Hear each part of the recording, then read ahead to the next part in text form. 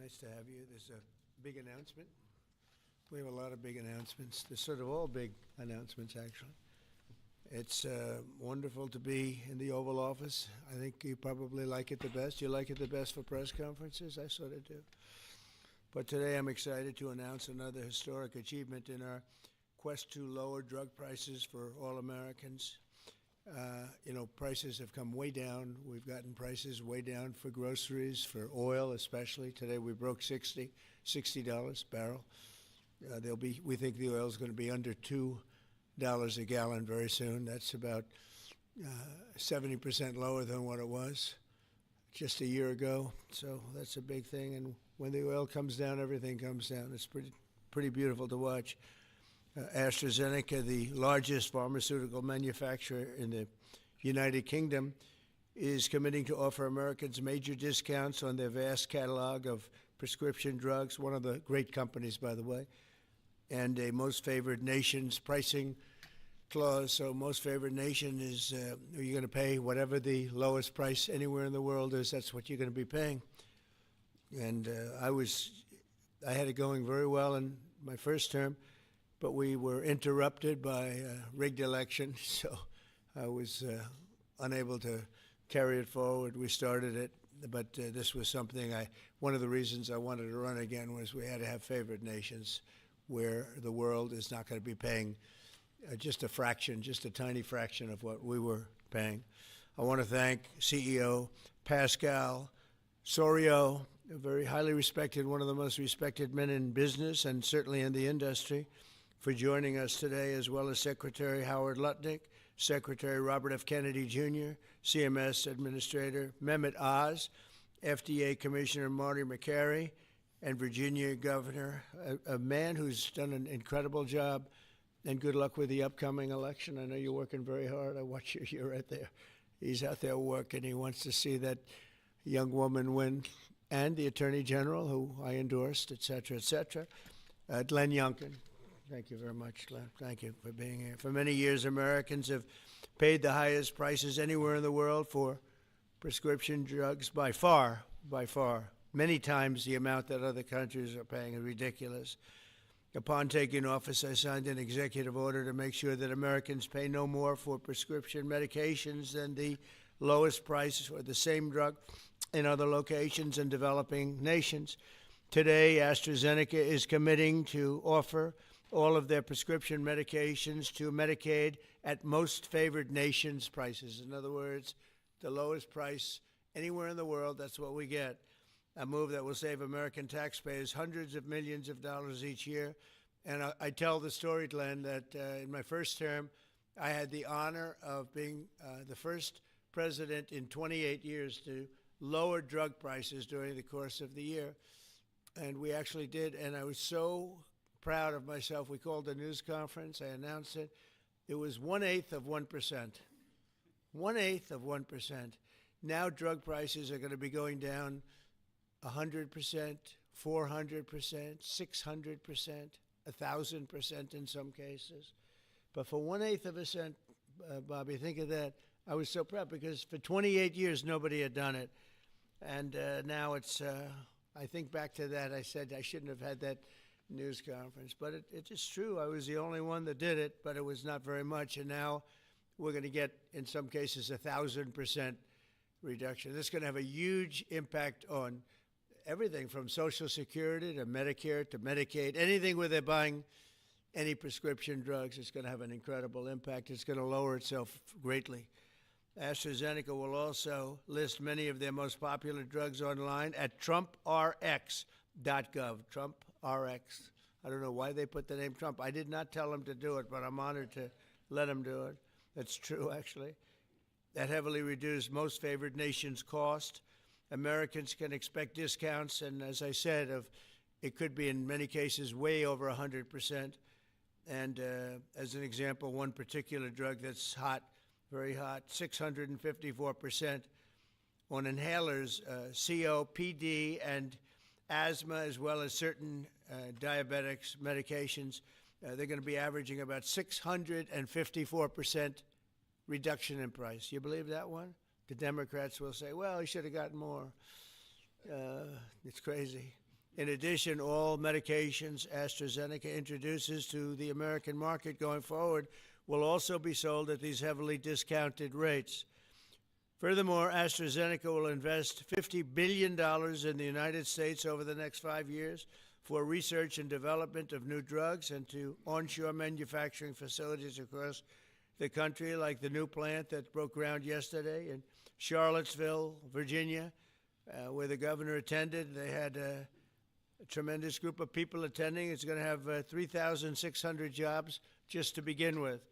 And that's going to be a fantastic plant. I saw a picture. It's going to be the best, right? You can't get any better.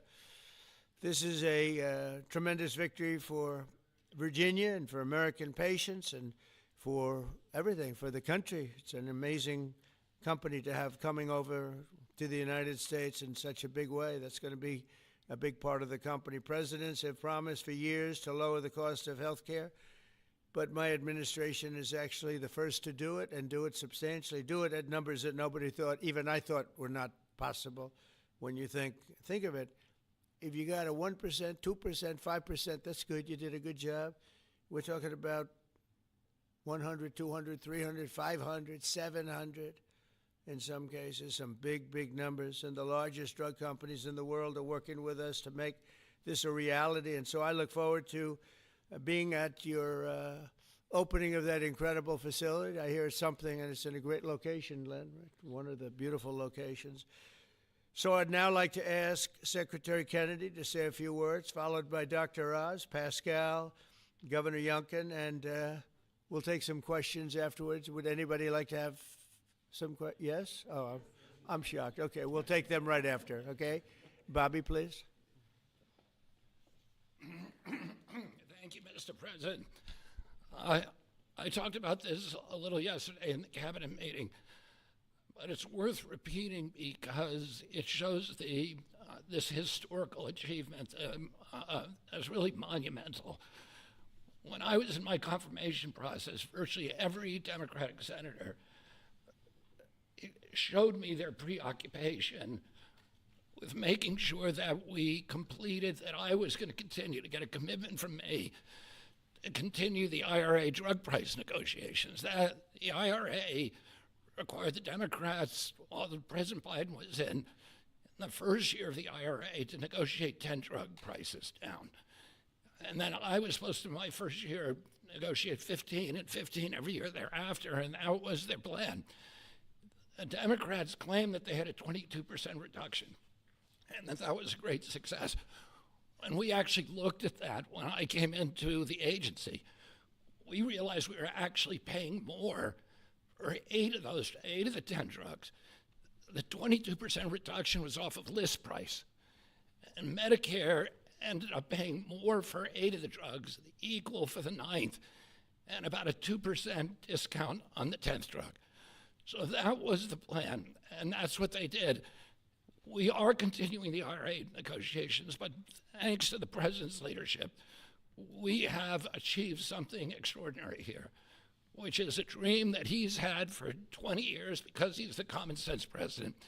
He saw something 20 years ago. He learned that we were paying 3, 4, 5, sometimes 10 times for the same drug as they were paying in European countries. Some of these drugs were manufactured in facilities in New Jersey and then sold for 1/10 the price in Great Britain, in London or Paris, that Americans were being charged for them here. He saw that this was unfair. Every Democratic president, every Republican president has said that this was the gold standard. This is what we needed to do.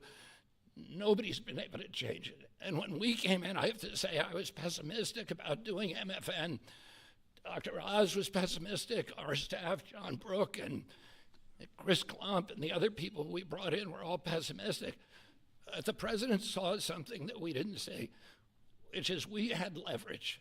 And that came through Howard and the tariffs, and we had extraordinary leverage to craft these deals. So last week we had Pfizer in, which is one of the biggest American pharmaceutical companies. Today we have AstraZeneca in with Pascal Sorios, which is one of the biggest European pharmaceutical companies. And the president asked us to do three things. One, to get MFN prices.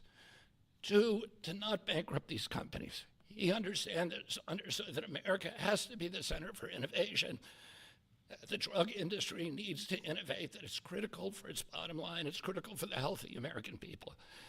And he asked us also to make sure that those companies would keep their promise to reshore this industry. For national security purposes, for our economy, it's critical. These companies are making these drugs in the United States. We were able to achieve all those things, and partially with the visionary help of Pascal, where is he? Of Pascal Zorias, who understood that innovation and the business doesn't work if everybody is not pulling the oars, if everybody doesn't have the skin in the game. The whole world was riding on our shoulders and riding on our dime. 70% of pharmaceutical revenues comes from this country. We only have 4.2% of the world's population, and we were paying for 80 or 90% of the innovation here, and the rest of the world was a free rider. And Pascal understood that that's not fair, and it's not a good, sustainable, long-term business model. And he came to the table. He was one of the first leaders to come to the table. I want to thank him for his vision, for operating with us in good faith. And this is an extraordinary deal. Not only that, but as the president just pointed out, he is also reshoring this industry here. He has 19 facilities already operating in this country. He has this other facility in Albemarle County that Dr. Oz went with Governor Youngkin and broke ground on yesterday. He has a second facility that is under construction in Kendall Square in Boston, another facility in Rockville, Maryland, and a fourth facility in Copper, Texas, right outside of Dallas-Fort Worth. And he's got plans for building many more in this country, thanks to the president's leadership, to the tariffs, and to the common sense the president has demonstrated in his own commitment to make drug prices lower for hardworking Americans.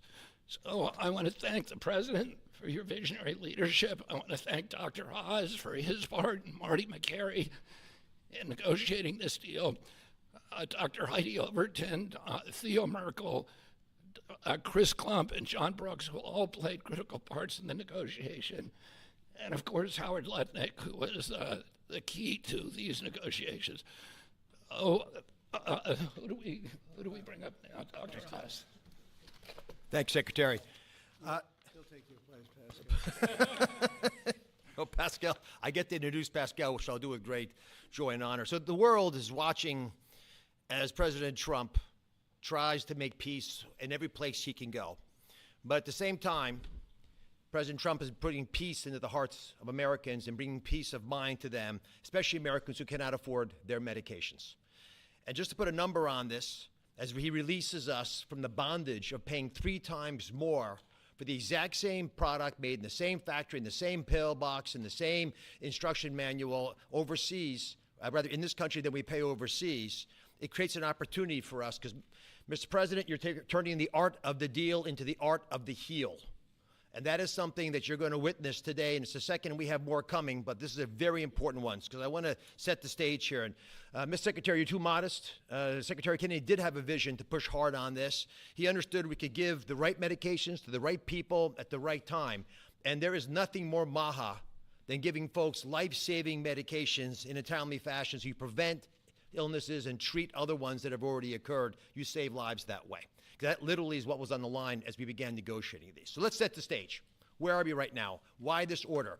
Last week, in this very room, President Trump welcomed the CEO of Pfizer, and that company, a leading U.S. pharmaceutical company, pledged to provide exactly what the president promised. Massive discounts to allow us to have most favored nation drug pricing in this country so we don't allow our people to pay more than folks overseas. And this was unthinkable even 7 months ago, when we came into office. And Americans now have the ability to do that, but we needed to prove it was scalable. So we went to AstraZeneca, which is the leading pharmaceutical company, a leading company in the entire world, but a massive opportunity in this march to MFN, a march to most favored nation drug pricing.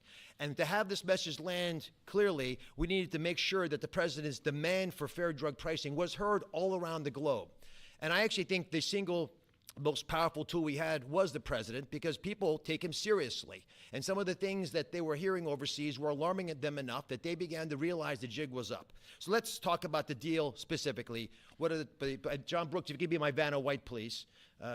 John back there is Theo, Vince, Heidi were parts of the team.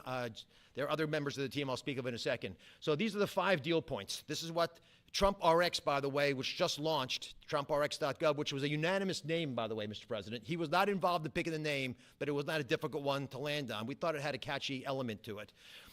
All primary care medications sold by AstraZeneca are going to be available on Trump RX, which means no more gaming, no more middlemen. Starting early next year, when you go to the website, you'll be able to see a marketplace. We're not selling the drugs. We're just making information available to everyone so you go to the right place to buy the right medication. Second, drugs for lung diseases are discounted massively, and that's over here on this line. The president highlighted 650%. They're significant discounts, and these are medications.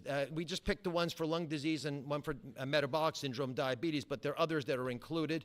We have most favored nation pricing for everyone who is on Medicaid in this country. That's why Governor Youngkin is able to do backflips with his nimble 6'6" physique. Because for governors, this is a massive problem. If Medicaid prices continue going up, it crowds out other social services, which he'll speak to. We also have MFN for all new prescription drugs. Mr. President, by the time this term is done, 95% of all drugs sold in America, branded drugs and generic, will be available at a most favored nation drug pricing. Americans are going to benefit if the prices drop abroad. So Secretary Lutnick is going to make sure that if we get better prices for these companies from our partner countries overseas, the American people see those benefits, and there's going to be onshoring of manufacturing. And as has been mentioned, I stood with Governor Youngkin and Pascal Soriot as we broke ground yesterday in Charlottesville, Virginia, in a massive $4 billion facility. That's the hard hat, Mr. President. I know you like construction, so that was all I could bring back. But there was a lot of remarkable energy. And here's what that event really does. It sends a signal. It sends a signal for all countries around the world to stop freeloading off American innovation. It's done.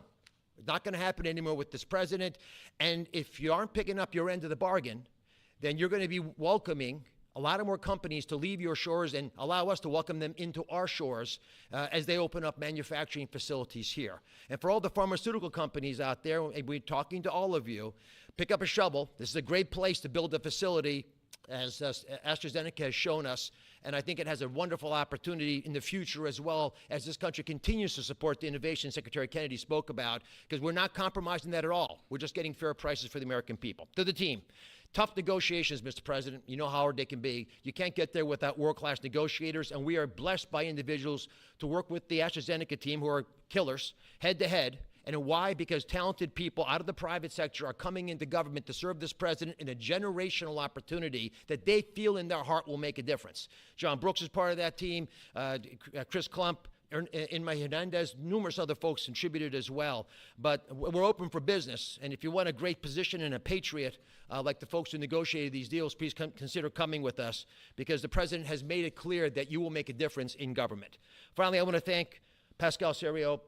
Pascal is an interesting, almost enigmatic individual. He's a CEO of AstraZeneca. He is born in France, Australian citizen, knighted in Great Britain, running their largest pharmaceutical company. So you figure out the lineage. But one thing I know is a very, very smart man who came here early on, took the president seriously, and he recognized the inherent unfairness of the European model of global freeloading off our innovation. He appreciated the challenge, and he wanted to be part of the solution. So Pascal, take it away. Thank you so much. So, President Trump, it is really a pleasure to see you again, since I had a chance to meet you last time you visited the UK for your state visit. I know the King actually kept you late during the night, during your visit, late up at night. And I must thank you, actually, for returning the favor. I can tell you, you've kept me up at night and my team as well.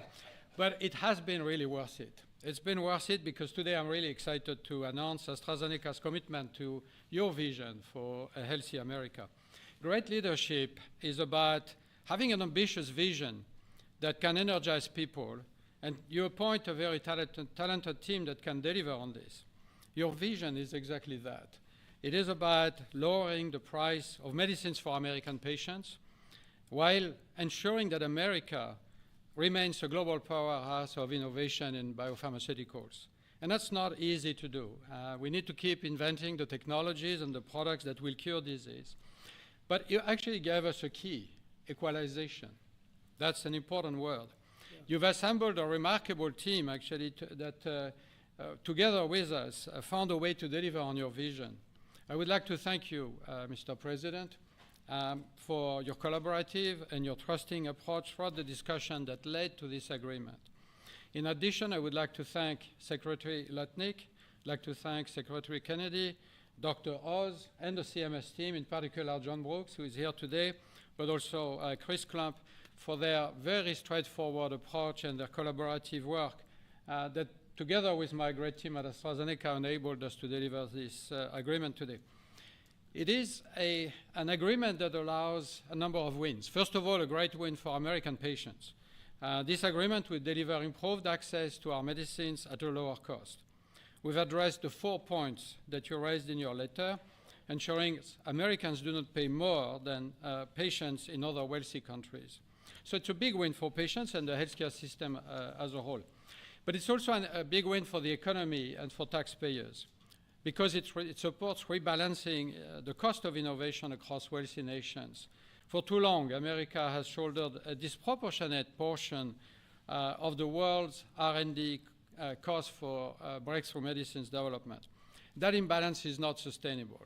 It had to change. And equalization levels the playing field, with wealthy nations contributing their fair share to the cost and the risk associated with biopharmaceuticals R&D. And I would say it's also a big win for state budgets because these Medicaid price reductions will have an immediate impact on Medicaid budgets and provide substantial relief to state budgets. Finally, your vision also secures America's strong position in life sciences and the onshoring of critical innovations and manufacturing. As a company, we will invest $50 billion in manufacturing and in R&D. We already have a large presence in the United States. We have 19 sites, and we employ 25,000 people around the country. They're all developing the new generation of medicines. But we'll continue to increase our presence in this country. We're expanding our manufacturing footprint in Texas. We're building our second large R&D center in Kendall Square in Boston. We are building a cell therapy manufacturing plant in Rockville, Maryland, and there's more to come. So a lot of investment over the next few years. I want to say that I appreciate very much Secretary Lutnick granting us a 3-year tariff exemption to localize the remainder of our products. Most of our products are locally manufactured, but we need to transfer the remaining part to this country. And also for your great support to convince also other wealthy countries to share the cost of pharmaceutical innovation. It is an important part of this agreement, rebalancing and the cost around the country, around the world. Yesterday showcased our commitment to the United States with this $4.5 billion investment in the beautiful Commonwealth of Virginia to manufacture what we call API, active ingredients for our medicines, but also antibody-drug conjugates that are such a critical part of the future treatment of cancer care, what is called smart chemotherapy, targeted chemotherapy. I want to thank Dr. Oz for joining us for the groundbreaking ceremony near Charlottesville, together with Governor Youngkin. And I actually love your AstraZeneca hat. I know you wanted to bring a shovel, but didn't make it to this beautiful room. I have to say it has been a really a great pleasure to work with Governor Youngkin and his team, in particular Secretary Segura, on this investment. Like you, President Trump, they are deal makers that move at the speed of business. And it's very important for us company to be able to work with people who understand who we are and move very fast. Our new facility will be a great example of Virginia supporting domestic production of medicines for America enhancing national security in pharmaceutical supply, but also create thousands of highly skilled jobs. Governor Youngkin gave me a beautiful Virginia flag that we will proudly fly alongside the American flag in front of our new facility. So AstraZeneca's commitment to the United States is very strong, and this agreement ensures we'll make an even bigger difference for American patients. So, Mr. President, thank you again for welcoming me in this beautiful office and for making this moment possible. Thank you so much. Pascal. Thank you very much. Over to you, Glenn.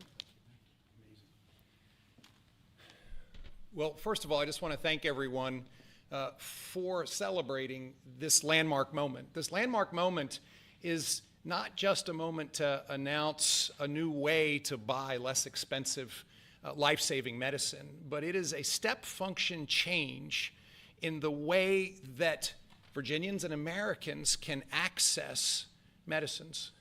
And it is a step function change because historically there was an opaque pricing mechanism that had so many people standing between the manufacturers and the patients that no one knew really what it cost.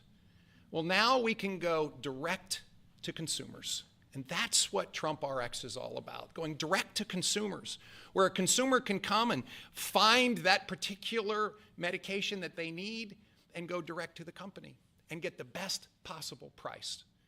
Second of all, the most favored nation clause is a groundbreaking moment. It's a groundbreaking moment because, as you've heard, that American customers have been paying 3, 4, 5 times what international customers have been paying. That is just not fair. And Mr. President, I want to thank you for simply recognizing that America must come first. And Americans deserve the best pricing, not the worst.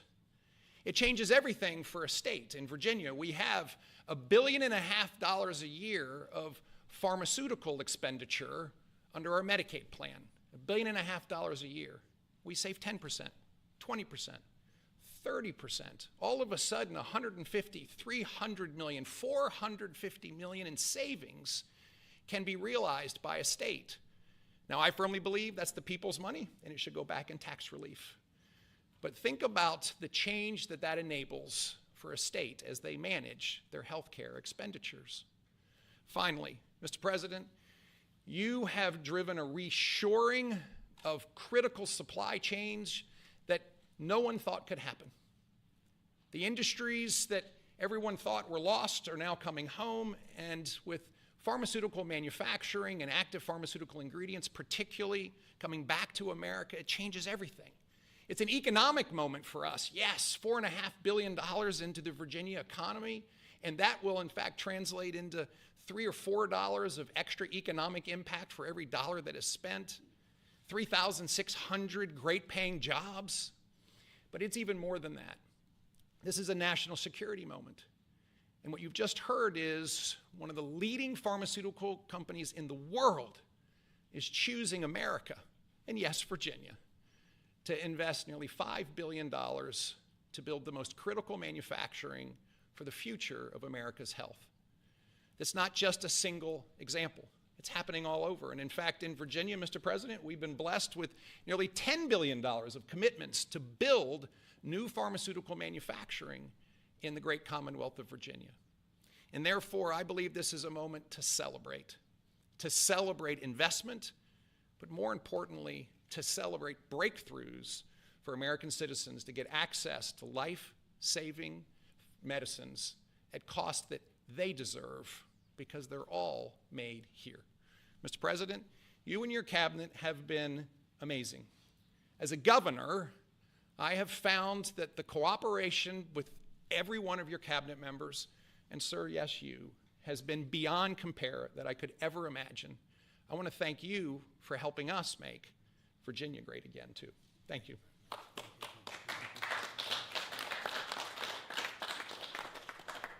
So we have, at this moment, I think we just cracked $18 trillion in commitments and investments in our country. As an example, the last administration was far less than $1 trillion for 4 years.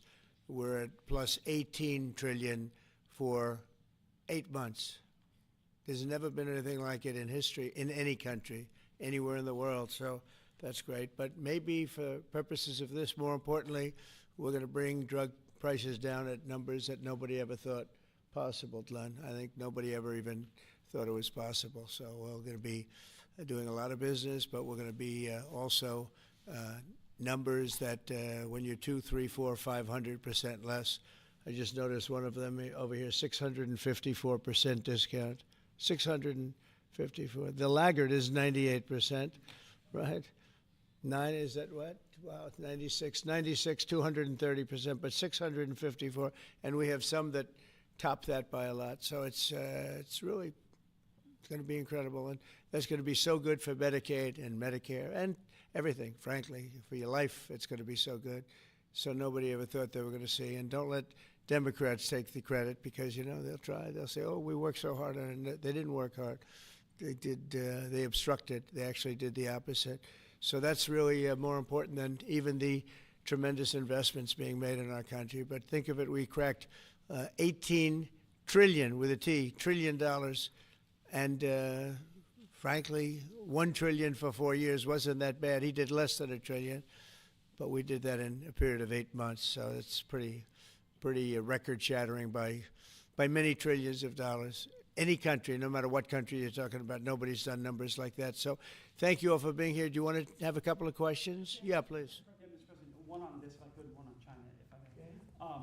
First on this, could you have brought these pharmaceutical companies to the table without that 100% tariff which you imposed? Well, it's not 100%. You're talking about China might be 100%. No, I'm talking about the 100% you imposed on pharmaceuticals for that sector. I would never have been able to bring them. Now, I'm not sure that Pascal would like to say, but behind the scenes he did say tariffs were a big reason he came here, and also the fact he loved Virginia. He liked this guy. He liked me. I think the November 5th election was a very important date. We had a good election, and that was important. But yeah, he's here. A lot of. I can speak for almost everybody that's here. Most of them are here because of tariffs, because you have to understand he has no tariffs. If you build in this country, there are no tariffs. So. Let me ask you about China, if I could. Just want to confirm: have you canceled your meeting with President Xi? And no, I haven't canceled, but I don't know that we're going to have it. But I'm going to be there regardless, so I would assume we might have it. But they hit the world with something that really is not anything that people are going to do, and it was shocking. I can tell you, Howard and I and Todd, we all Scott, we were all speaking about it before, and we said, where did that come from? It was just. That was out of the blue, right? Out of the blue, they came up with this whole import-export concept, and nobody knew anything about it. So. If they roll back their export controls, the new announcement, would you roll back? Look, we're going to have to see what happens. That's why I made it November 1st. We'll see what happens. Yeah. Mr. President, the last time, Mr. President, Go ahead, please. What else besides software could be on the table in terms of export controls? A lot more. I mean, you have software, but you have a lot more. We have airplanes. We have airplane parts. You remember that from last time. And we were just surprised at China. I have a very good relationship with President Xi, and they did that. This is not something that I, instigated. This was just a response to something that they did. And they didn't really aim it at us. They aimed it at the whole world. The whole world is subject to it. So I thought it was very, very bad. But we have many things, including a big thing is airplane. They have a lot of Boeing planes, and they need parts and lots of things like that. Steve? Israeli Prime Minister Benjamin Netanyahu to accept the Gaza deal, and what will be your message to the Knesset when you speak to them? Well, he wanted it. It's been a long time. He's been fighting a long time. He's been fighting hard. He wanted it. It's a great deal for Israel, but it's a great deal for everybody, for Arabs, for Muslims, for everybody, for the world. And as you know, on Monday the hostages come back. They're getting them now. I mean, they're getting them now. They're in some pretty rough places under earth. They're in some pretty rough places where only a few people know where they are, in some cases. So they're getting them, and they're also getting the bodies, approximately 28 bodies.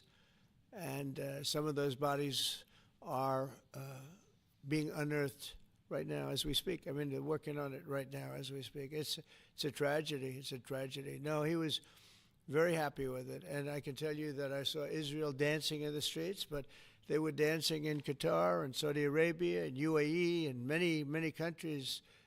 I saw Egypt, they were dancing. I'll be going to Israel. I'll be speaking at the Knesset, I think, early on. And then I'm also going to Egypt. They were terrific.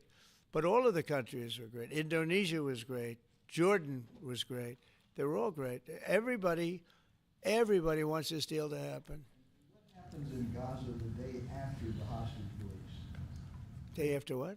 The day after the hostage release, what happens there then?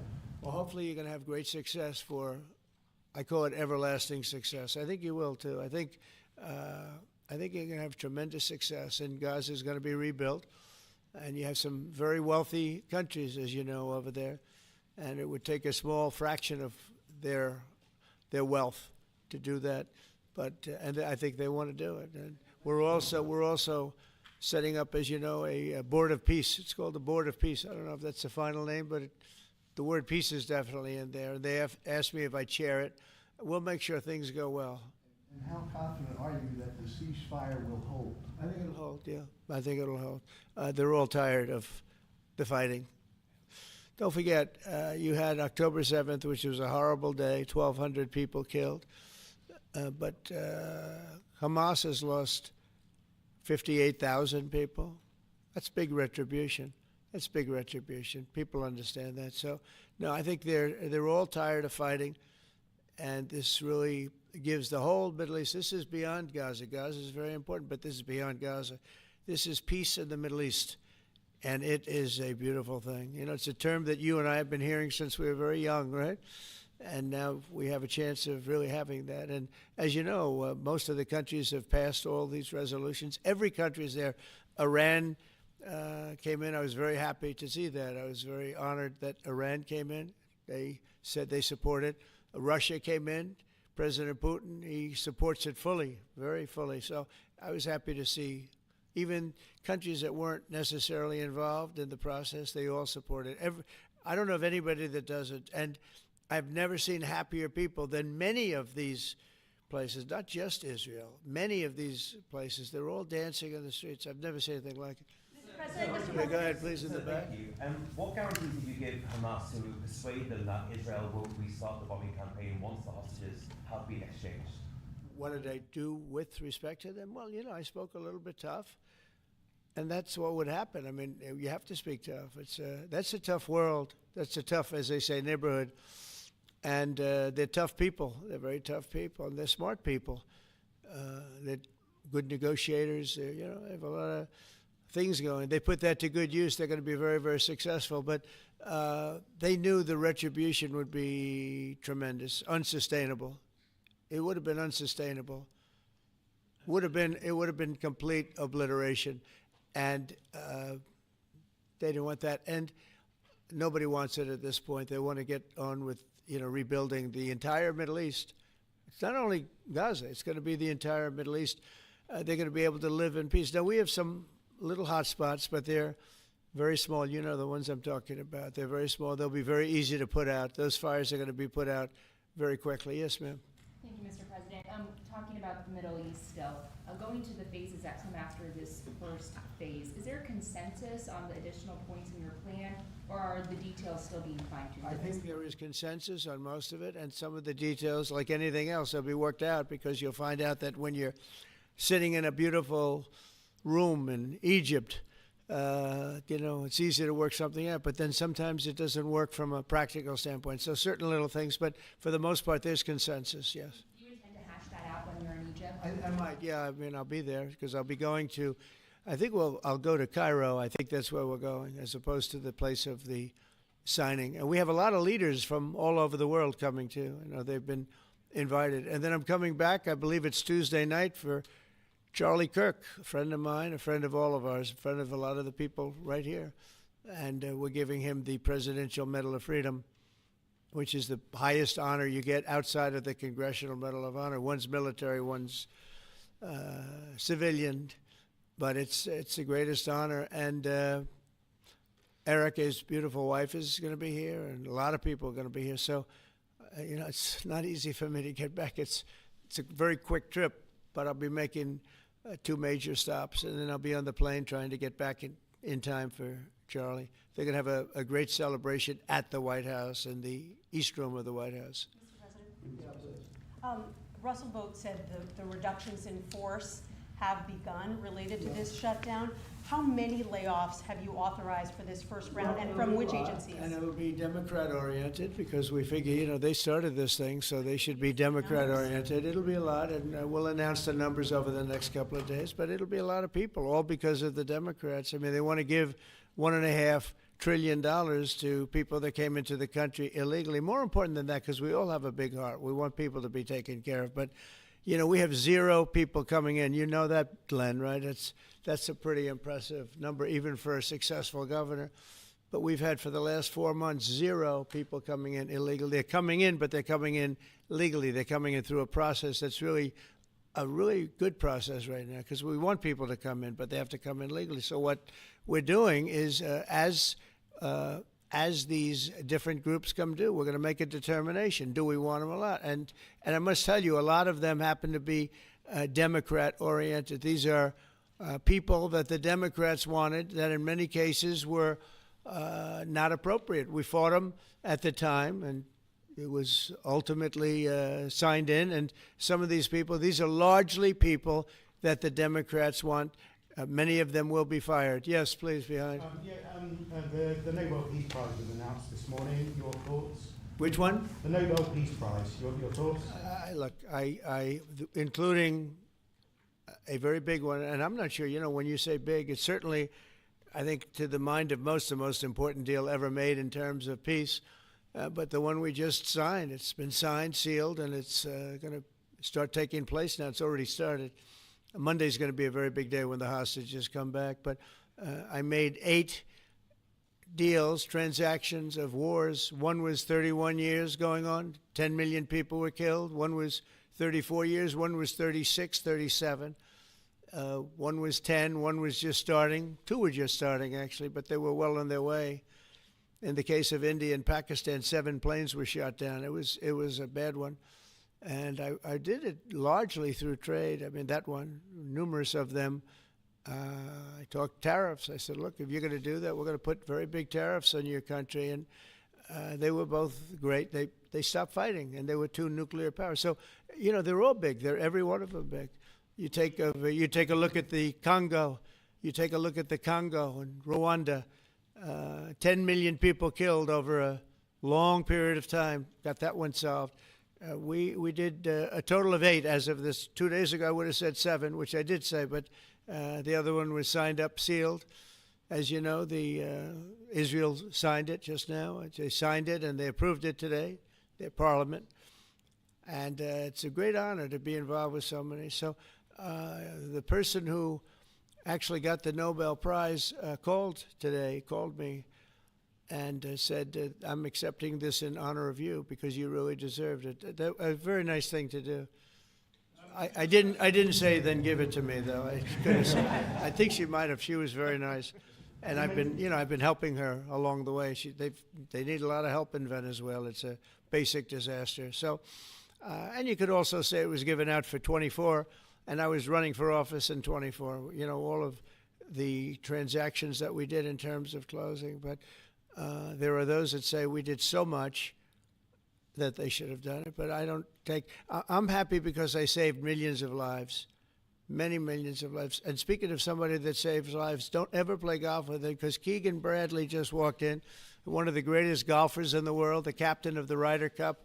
And man, I'll tell you, you did a good job. You almost came back. I turned on, I said, I sort of turned off. It wasn't looking good. And then a little while later, I turned on. I said, you guys might make it. That would have been the miracle. What a great job. He's respected by those golfers like nobody. And I just want to compliment you, Keegan. That was an incredible job. Right here, we have a lot of unfriendly fake news media. And he's not used to that. He's used to getting only good publicity, I think, Howard. These are all golfers. But you're some golfer, I'll tell you that, and some leader. Thank you very much. Great job. Thank you, Keegan. Mr. President, on China. Yeah, please. On immigration, ICE are making arrests, targeted arrests at courthouses in New York City and around the country. Criminals, they're arresting criminals, that's right. Yeah, So go ahead. what's your reaction to that? I'm happy about it. I want them to arrest criminals. And if you take a look at D.C., a year ago, D.C. was our great capital was a very unsafe place. You know that. Some of you were mugged, and talk openly about it. Some of the media was mugged. But right now, D.C. is one of the safest places in the whole country. The restaurants are booming. They're opening up new restaurants. The restaurants were all closing. Now you can't get into a restaurant. They're opening up new restaurants. It took 12 days for us. We sent in not politically correct military. We sent them in based on merit. You know, we won the case in the Supreme Court. Everything now is based on merit. Our country was founded on things based on merit. Like Keegan Bradley's not going to be playing golf if he wasn't a great player. If he shoots lower scores, boy, there's no more merit system than that one, Keegan, right? If you miss a putt, they don't say, oh, that's okay, let's take it again, do they? No, it's based on merit. Everything's based on merit. And we're back to the merit system. And when they saw that military is all about merit. They're big, strong people that they're patriots too. And you take a look at D.C., and now we're in Memphis, and Memphis was really crime-ridden. It was terrible. A lot of people being killed. And they say in 12 days they can't even believe how much better it is. And it'll take probably a month over there, and we're heading to Chicago because we want to save Chicago. Do you know they had over 4,000 people killed in Chicago over a short 4,000 people, and I have to watch this slob of a governor stand up and say that, well, everything's okay, we've got it under control. They had 4,000 people murdered over a very short period of time. There's not a city in the world, I don't believe, that can claim, you know, you hear so much about different, I won't, embarrass anybody, like by saying Mexico City or by saying anywhere in Afghanistan. There's no place like that. And then I have to listen to the mayor who's got a 5% approval rate, maybe less. He's an incompetent man. And the governor's an incompetent guy. He's a guy that was thrown out of his family business like a dog. And I know his family very well. And now he's a governor. And when I watch him trying to say that it's okay, we have crime under control, I lost 4,000 people over a very short period of time. I believe it's like 7,000 people were shot but didn't die. But 4,000 people died. And then he gets up and talks about how it's not a problem. Or Portland, Oregon. I mean, every time I look at that place, the place is burning down. There's fires all over the place. When a store owner, there are very few of them left, but when a store owner rebuilds a store, they build it out of plywood, and they don't put up storefronts anymore. They just put wood up because they know it's going to be ripped down. And then I hear how wonderful it is. It's not wonderful. It's a disaster. That's almost an insurrection, that place. So we put our people in there, and they do the job, and they've really done the job. And the beautiful thing is we've done it. 12 days we had this place safe, and now it's, I would say within a month, it was beautiful. And it continues to be. That was 3 months ago. I'll tell you, D.C. now is one of the hottest places, just like this country. We were a dead country, and you've heard me say it 100 times. We were a dead country. King of Saudi Arabia said it. Others say. The Emir of Qatar said it. Many. UAE said it. The leader, great leader, UAE, all great leaders. They said effectively the same thing. 1 year ago, we had a dead country. Now we have the hottest country anywhere in the world. I just want to thank everybody, and I want to, in particular, thank AstraZeneca. What a great company you have. What a company you've built. You've been there a long time and done some job. It's an honor to have you. I assume you're going to build, so it's $4.5 billion for a plant. That's a pretty big plant, isn't it? I was going to say, could he make it a little bit more?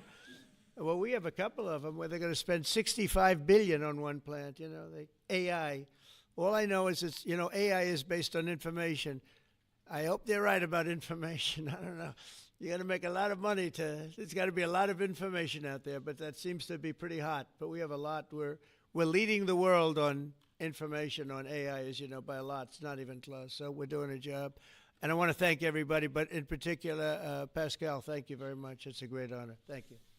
Thank you very much. Thank you, everybody. Have a good time. Thank you, Bryce. Thank you, Bryce. Thank you, Bryce.